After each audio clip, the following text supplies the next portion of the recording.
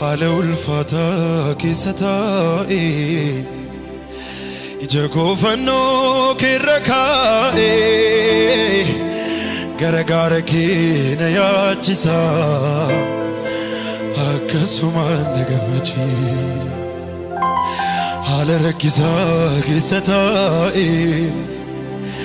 ija koo fannoo keerra kaa'ee gargaara kee na yaachisa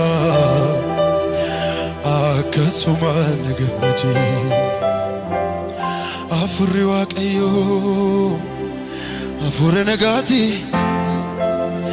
kan boqonnaa kan aara galfiti namni isa qabu baattuun irratu ilalisaa beela'uun dheebotu afurri Waaqayyoo afura nagaati kan boqonnaa kan aara galfiti namni isa qabu baattuun irratu ilalisaa